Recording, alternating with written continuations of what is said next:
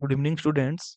तो आज आम पढ़ा माय ग्रेटेस्ट ओलंपिक प्राइज रो यूनिट 2। जो माने भी यूनिट 1 पढ़िन प्रीवियस वीडियो रे अछि जाकि पढ़िदबो। आशा करूछि तुमको बहुत हेल्पफुल हबो। जदि किछि डाउट अछि तो मते कमेंट सेक्शन में जणाइबो। यूनिट 2 वार्म अप रे हमें देखिबा anger is the worst enemy of an athlete. से कहउजंती क्रोध हेउछि सबुठ बड़ शत्रु कहारो ना गोटे ଖେଳାଳିର ଗୋଟେ ପ୍ଲେୟରର ସବୁଠୁ ବଡ଼ ଶତ୍ରୁ ହଉଛି କ୍ରୋଧ। Read the following unit of the text and find out how Owens suffered for his anger and who bailed him out। ସେ କହୁଛନ୍ତି ତଳେ ଯାଇଥିବା ୟୁନିଟ ଟିକୁ ପଢ ଆଉ ଦେଖ କେମିତି ଓନ୍ସ ନିଜ ରାଗରେ ନିଜ କ୍ରୋଧରେ ଆକ୍ରାନ୍ତ ହେଇଛନ୍ତି ଆଉ ତାଙ୍କୁ କିଏ ସେଠୁ ବାହାର କରିଛନ୍ତି ବା ମୁକ୍ତ କରିଛନ୍ତି। Text An angry athlete is an athlete who will make mistakes। ସେ କହୁଛନ୍ତି କ୍ରୋଧରେ ଜର୍ଜରିତ ଖେଳାଳି ଯିଏକି ଭୁଲ କରିଥାନ୍ତି। An angry athlete is an athlete who will make mistake। An angry athlete ଜଣେ କ୍ରୋଧରେ ଜର୍ଜରିତ ଖେଳାଳି is an athlete ଖେଳାଳି who will make mistake। ଯେଉଁ ଖେଳାଳି କ୍ରୋଧରେ ଜର୍ଜରିତ ହୋଇଥାଏ ସେହି ଖେଳାଳିଟି ନିଶ୍ଚିତ ଭାବରେ ସେ ଭୁଲ କରିଥାଏ। As any coach will tell you। As any coach ଯେକୌଣସି ବି ପ୍ରଶିକ୍ଷକ ତୁମକୁ ଏଇ କଥାଟି ସେ କହିଥିବେ। I was no exception। exception ମାନେ ହେଉଛି ବାଦ ଯିବା। I was no exception ମୁଁ କେମିତି ବାଦ ଯାଇଥାନ୍ତି, ମୁଁ ବି ସେଥିରୁ ବାଦ ଯାଇନଥିଲି। On the first of my 3 qualifying jumps I leaped from several inches beyond the takeoff board for a no jump। ଦେଖ ପିଲେ ଲଙ୍ଗ ଜମ୍ପ କେମିତି ହେଇଥାଏ, ତାଙ୍କର ଗୋଟେ ପର୍ଟିକୁଲାର ଡିଷ୍ଟାନ୍ସ ଥାଏ ତ ସେଇ ଡିଷ୍ଟାନ୍ସ ରୁ ସେମାନଙ୍କୁ ଜମ୍ପ କରିବା ପାଇଁ ପଡିଥାଏ। ଇଫ ଯଦି ଗୋଟେ ପ୍ଲେୟର ତା ଆଗରୁ କିମ୍ବା ସେ କ୍ୱାଲିଫାଇ ଲାଇନ ପୂର୍ବରୁ କି ପରେ ଯଦି ଡେଇଁ ଦେଲା ତ ସେଟାକୁ ଡିସକ୍ୱାଲିଫାଏ ବା ଫାଉଲ ବୋଲିକି ମାନାଯିବ। ସେ ଜମ୍ପଟାକୁ କ୍ୱାଲିଫାଇଂ ଜମ୍ପ ବୋଲିକି ଧରାଯିବ ନାହିଁ, ଧର୍ତ୍ତବ୍ୟ ନୁହେଁ। ସେ କଥା ସେ କହୁଛନ୍ତି on the first of my 3 qualifying jumps. ମୋର ଯୋଉ ପ୍ରାକ୍ଟିସ ସେସନ ଥିଲା, ଟ୍ରାଏଲ୍ସ ଯୋଉ ଥିଲା, ତାର ମତେ 3ଟି ଚାନ୍ସ ମିଳିଥିଲା। ତ ସେ କ୍ୱାଲିଫାଇଂ ଜମ୍ପରେ ସେ କଣ କଲେ ନା I lift from several inches beyond the take off board for a no jump. ସେ କଣ କଲେ ଲେଫ୍ଟ ଡେଇଁ ପଡିଲେ କେଉଁଠୁ ନା ସେଭରାଲ ଇଞ୍ଚେସ୍ କିଛି ଦୂର ପୂର୍ବରୁ ଟେକ୍ ଅଫ୍ ବୋର୍ଡ ଯୋଉ ତାଙ୍କର ଥିଲା, ତାଙ୍କର ଯୋଉ ଧାର୍ଯ୍ୟ ଲାଇନ ଥିଲା ତ ସେ ଧାର୍ଯ୍ୟ ଲାଇନ ପୂର୍ବରୁ ସେ ଡେଇଁ ପଡିଲେ, ଯାହା ଫଳରେ ତାଙ୍କୁ नो ଜମ୍ପ ବୋଲି କୁହାଗଲା। ସେ ଜମ୍ପଟାକୁ ଧରାଗଲା ନାହିଁ, ଧର୍ତ୍ତବ୍ୟ ହେଲା ନାହିଁ। On the second jump I was even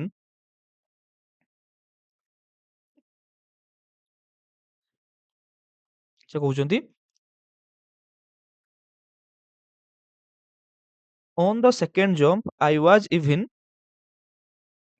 worse. ସେ କହୁଛନ୍ତି ଦ୍ୱିତୀୟ ଥର ଜମ୍ପରେ ପୂର୍ବ ଅପେକ୍ଷା ଆହୁରି କଦର୍ଯ୍ୟ ସେ ଡେଇଁଲେ। Did I came 3000 miles for this। ମୁଁ 3000 ମାଇଲ୍ସ ଆସିଛି ଏଇ ସବୁ ଏଇ ଫାଲତୁ ଡିଆଁ ପାଇଁ। I thought bitterly।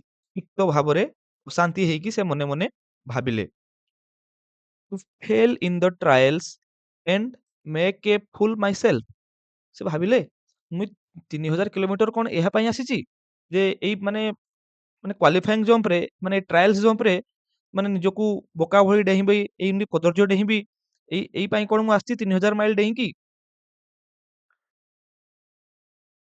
Walking a few yards from the pit. Pit ମାନେ ଛୁଆ ଗାତ। ତାଙ୍କର ଯୋଉ ଲଙ୍ଗ ଜମ୍ପ ଯୋଉମାନେ ପାର୍ଟିସିପେଟ ଥାଆନ୍ତି ତାଙ୍କର ଇଞ୍ଜୁରି ନ ହବା ପାଇଁ ତାକୁ ଗୋଟେ ଗାତ ଭଳିଆ ମାଟି ଖୋଳିଥାନ୍ତି, ଯାହା ଫଳରେ ସେମାନେ ସେଫଲି ଲ୍ୟାଣ୍ଡିଂ କରିବେ। ତ ସେଇ ଜାଗାକୁ ପିଟ୍ ବୋଲିକି କୁହାଯାଏ। Walking few yards from the pit, ସେ ଯୋଉ ଗାତ ପାଖରୁ କିଛି ଦୂରକୁ ସେ ଚାଲିଗଲେ। I kicked disgustedly at the ground। disgustedly ମାନେ ମାନେ ହତାଶ ହେଇକି, ମାନେ ରାଗି ଯାଇକି, ମାନେ କ୍ରୋଧରେ ହତାଶ ହେଇକି ସେ ପଡ଼ିଆଟାକୁ ଗୁଇଁଠା ମାରିଲେ। Suddenly I felt hand on my shoulder. ହଠାତ୍ ଯେତେବେଳେ ସେ ଗୋଇଠା ମାରିଲେ ସେ କଣ କଲେ ନା ତାଙ୍କ କାନ୍ଧ ଉପରେ ଗୋଟେ ହାତର ସ୍ପର୍ଶ ସେ ଅନୁଭବ କଲେ। I turned to look into the friendly blue eyes of the tall German long jumper. I turned to look. ସେ ବୁଲିକି ଦେଖିଲେ। କଣ ଦେଖିଲେ? I turned to look into friendly blue eyes of the tall German long jumper. ସେ ଯୋଉ ଜର୍ମାନୀରୁ ଆସିଥିବା ଲମ୍ବଡିଆ ଖେଳାଳିଙ୍କର ବନ୍ଧୁତାପୂର୍ଣ୍ଣ ନୀଳ ଆଖିକୁ ସେ ବୁଲିକି ଦେଖିଲେ। He had easily qualified for the finals on his first attempt. He had easily qualified for the finals on his first attempt. ଯିଏ କି ସେ କଣ କରିଥିଲେ ନା ତାଙ୍କର ପ୍ରଥମ ପ୍ରଚେଷ୍ଟାରେ ସେ ଇଜିଲି ଆରାମରେ ଫାଇନାଲକୁ ଉତ୍ତୀର୍ଣ୍ଣ ହେଇସାରିଥିଲେ। He offered me a firm handshake. Firm handshake ହେଉଛି ବନ୍ଧୁତ୍ୱପୂର୍ଣ୍ଣ କରମର୍ଦ୍ଦନ। ସେ ନିଜ ଆଡୁ ଆପ୍ରୋଚ କଲେ ତାଙ୍କୁ ହ୍ୟାଣ୍ଡସେକ୍ ପାଇଁ ହାତ ବଢେଇଲେ। କିଏ? ଲୋଜଲଙ୍ଗ ଜେସିଓନ୍ସ ଆଡକୁ ହାତ ବଢେଇଲେ, ବନ୍ଧୁତ୍ୱପୂର୍ଣ୍ଣ ହାତ ବଢେଇଲେ। Jesse Owens, I am Luz Long, I don't think we have met। Luz Long କହୁଛନ୍ତି ଜେସିଓନ୍ସ, ମୁଁ ହେଲି ଲୋଜଲଙ୍ଗ, ମୁଁ ଭାବୁଛି ଆମେ ଆଗରୁ କେବେ ଭେଟିନେ। He spoke English well, though with a German twist to it। ସେ ପ୍ରାଞ୍ଜଳ ଭାବରେ ଭଲ ଭାବରେ ଇଂଲିଶ କହୁଥିଲେ, ଯଦିଓ ତା ସହିତ କିଛି ଜର୍ମାନ ଭାଷାର ମିଶ୍ରଣ ଥିଲା।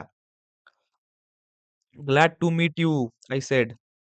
ତୁମକୁ ସାକ୍ଷାତ କରି ଭଲ ଲାଗିଲା। Glad to meet you କିଏ କହିଲେ? ଜେସିଓନ୍ସ। Then trying to hide my nervousness। ତାପରେ ସେ କଣ କଲେ? ନିଜର ନର୍ଭସନେସକୁ ସେ ଲୁଚେଇବାକୁ ଚେଷ୍ଟା କଲେ, ନିଜର ଅସ୍ୱାଭାବିକ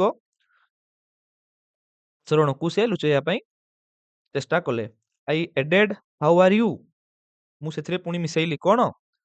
ମୁଁ ତାଙ୍କୁ ପଚାରିଲି ତମେ କେମିତି ଅଛ? I am fine, the question is how are you।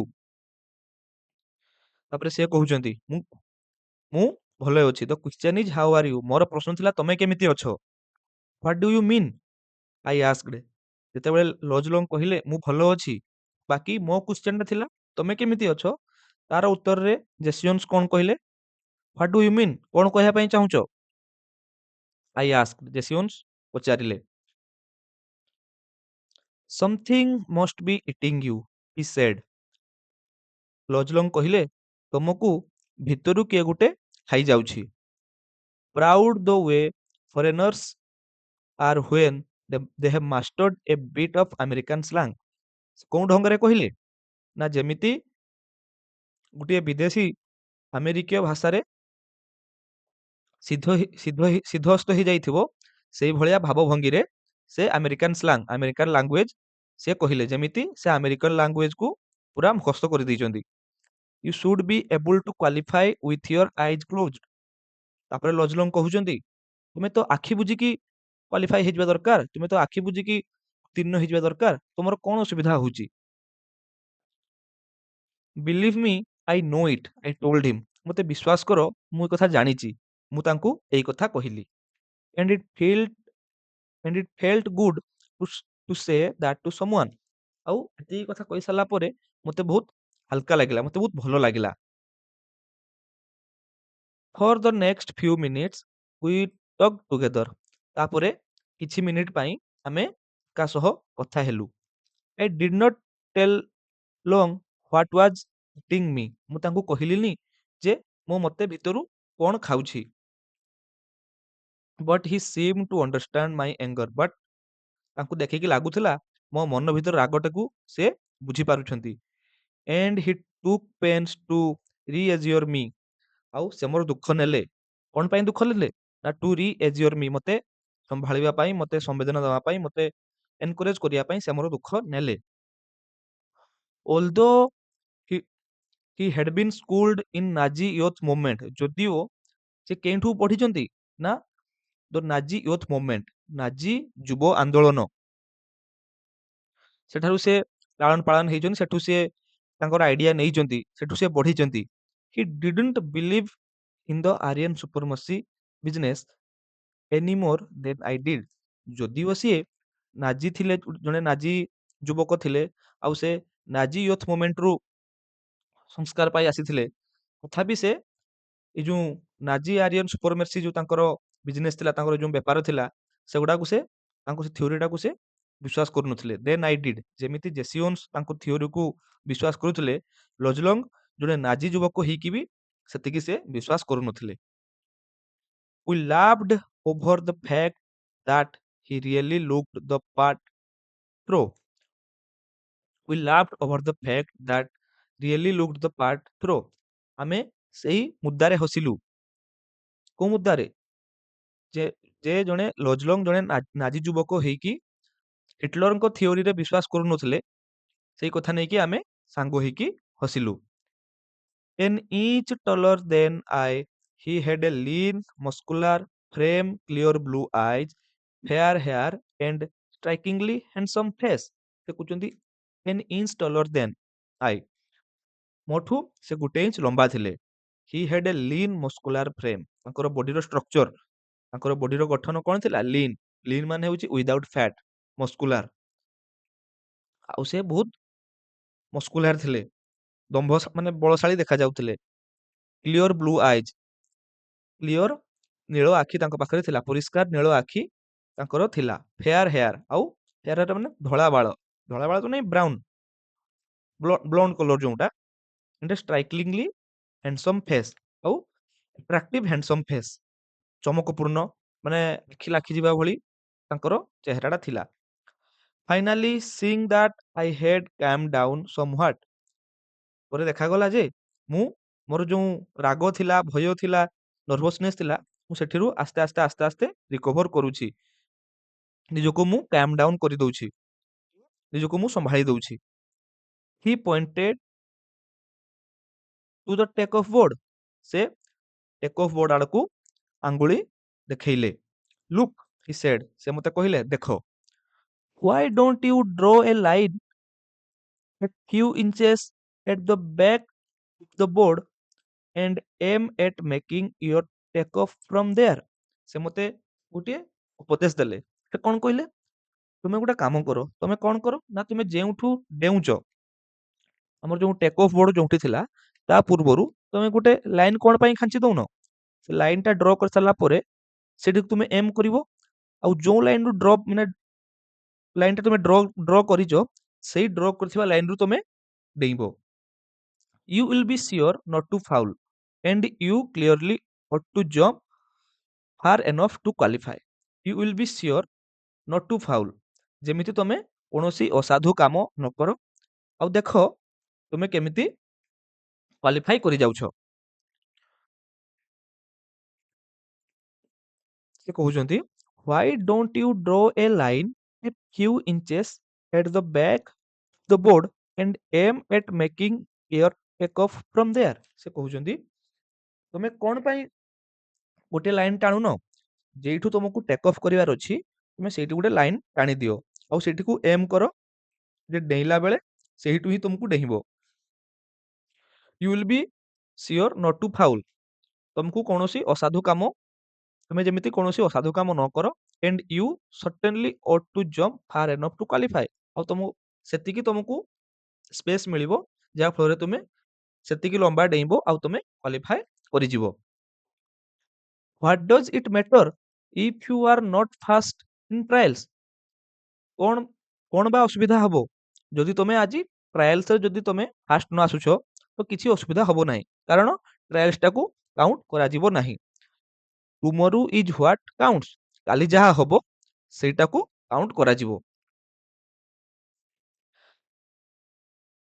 Suddenly all the tension seemed to ebb out of my body। ତାଙ୍କର ଏଇ ଆଶ୍ୱସ୍ତପୂର୍ଣ୍ଣ କଥା ଶୁଣି ଜେସିଓନ୍ସ କଣ ଫିଲ୍ କଲେ ନା, suddenly all the tension seem to ebb out of my body, ମୋ ଦେହରେ ଯୋଉ ଟେନସନ ଥିଲା, ମୁଁ ଯୋଉ ଭାରାକ୍ରାନ୍ତ ଥିଲି, ଚିନ୍ତାଗ୍ରସ୍ତ ଥିଲି, ମୋ ମନର ସବୁ ଚିନ୍ତା ଗୁଡା ମୋ ବଡିରୁ ଉଭେଇ ଗଲା। As the truth of what said hit me, as the truth, ସେ କହୁଛନ୍ତି ସେ ଯୋଉ କଥା ଗୁଡା ସେ କହିଲେ, ସତ୍ୟ ଭଳି ମାନେ ନିରାଟ ସତ୍ୟ ଭଳି ମୋ ଦେହକୁ ହିଟ୍ କଲା, ମୋ ଦେହରେ ଆସି ବାଡ଼େଇଲା।